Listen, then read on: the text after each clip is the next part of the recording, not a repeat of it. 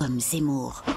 Bonjour Eric Zemmour. Bonjour. Alors vous voulez revenir sur la disparition de Steve Jobs, le mythique patron et cofondateur d'Apple, ou plutôt revenir sur le concert de louanges planétaires auquel on assiste depuis hier matin.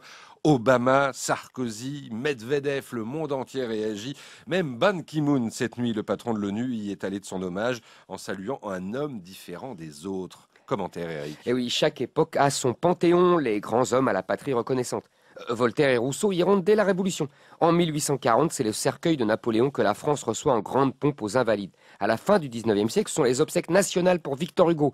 Un siècle plus tard, c'est Entre ici, Jean Moulin, clamé par Malraux, puis le monde entier à Notre-Dame pour le général de Gaulle. Des grands écrivains, des grands soldats, des grands politiques. Ça, c'est la France que l'on croyait éternelle. Mais aujourd'hui, tout change. Nous sommes, paraît-il, des citoyens du monde, enfin, de l'Empire surtout, puisque le demi-dieu monté au ciel est bien sûr un Américain.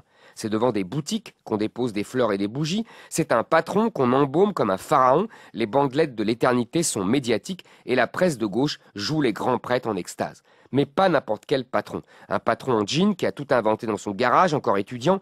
Le mythe du garage, c'est un peu notre mythe de la caverne de Platon à nous. Silicon Valley, Californie, soleil, jeunesse, c'est une maison bleue adossée à la colline, on connaît la chanson, l'alliance bien connue désormais de l'esprit 68 art et du capitalisme moderne. Apple n'est-elle pas aussi le nom de la maison de disques des Beatles?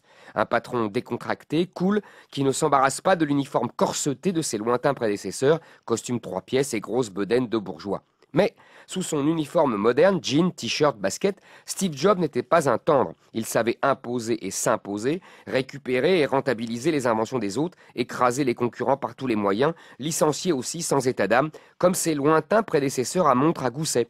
Peut-être plus dur encore, car débarrassé de ce fatras paternaliste qui les encombrait encore. Là, Eric, vous nous parlez de l'homme. Vous oubliez ce qu'il a fait.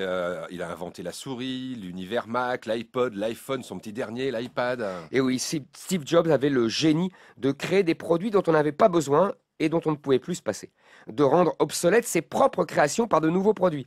De soigner l'esthétique autant sinon plus que la technique. Un as du marketing. La théorie de l'offre fait homme.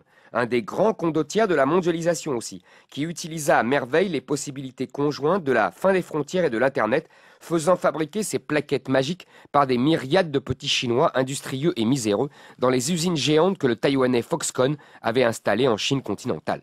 Aux États-Unis, des études commencent à montrer les ravages sur l'emploi de ces délocalisations qu'on nous a longtemps justifiés en expliquant que nous gardions les meilleurs emplois, les plus diplômés, les mieux payés. Mais même ceux-là s'en vont, laissant sur place des consommateurs endettés, servis par des esclaves chinois.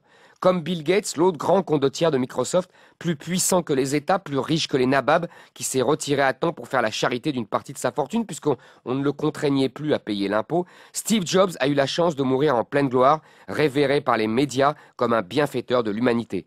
Entre ici, Steve Jobs. Et c'est signé Z. Eric Zemmour. Z comme Zemmour.